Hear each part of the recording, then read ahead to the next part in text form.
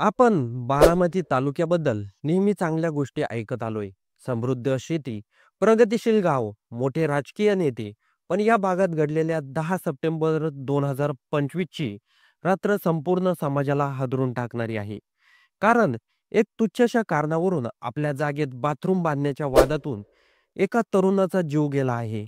आणि हा जीव गेला तो शेजारच्या हातून, तोही बाप लेकाच्या हातून झालाय. सर्वात आधी आपण पीडित व्यक्तीची ओळख करून घेऊ. सौरभ विष्णू इंगळे, बारामती तालुक्यातील पारवाडी गावातील इंगळे वस्तीचा रहिवासी. तरुण, आपल्या आयुष्याचे स्वप्न डोळ्यात ठेवून जगणारा. त्याचं काही चुकलं नव्हतं, पण तो फक्त आपल्या जागेत छोटंसं बाथरूम बांधू इच्छित होता. पण त्या ठिकाणी प्रमोद रामचंद्र इंगळे लेख, रामचंद्र जगन्नाथ इंगळे बाप, हे दोघेही त्याच वस्तीत राहणारे होते. शेजारी शेजारी असले तरी मनात कटुता होती आणि त्या कटुताने एका रात्रीचं रूपांतर खुनात केलं. 10 सप्टेंबरच्या रात्री 10:30च्या सुमारास घटना घडली. सौरभ आपल्या जागेत बाथरूम बांधण्याबाबत बोलत होता.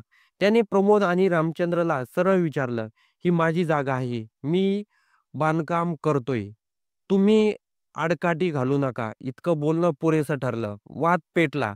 शिवीगाळ सुरू झाली आणि क्षणात भांडणं उफाळली. प्रमोद आणि रामचंद्र या बाप लेकाने मिळून सौरभवर झडप घातली. त्याला खाली पाडलं. लाथा, बुक्क्या, काठ्या सगळ्यांनी बेदम मारहाण केली. जणू काही जीव घ्यायचा निश्चित केलं होतं. गावकऱ्यांनी धाव घेतली. चुलत भावांनी त्याला उचललं आणि तात्काळ बारामतीतील खासगी रुग्णालयात दाखल केलं. मित्रांनो, कल्पना करा, सौरभ जखमी अवस्थेतही पोलिसांना तक्रार देतो. तो स्पष्ट सांगतो की माझ्यावर बापलेकाने हल्ला केला. पण काही तासातच त्याची प्रकृती खालावली. डॉक्टरांनी सर्व प्रयत्न केले. दुर्दैवाने सौरभचा मृत्यू झाला. आता तुम्हाला हे ऐकून धक्का बसेल. मारहाणीनंतर आरोपी प्रमोद आणि रामचंद्र स्वतः पोलीस ठाण्यात गेले. ते सौरभ विरोधात तक्रार करायला आले होते.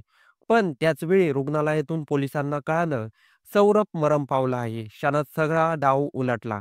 त्यांनी तक्रार घ्यायच्या तयारीत आलेले तेच आता खुनाचे आरोपी झाले होते. तालुका पोलिसांनी वेळ न घालवता दोन्ही आरोपींना अटक केली.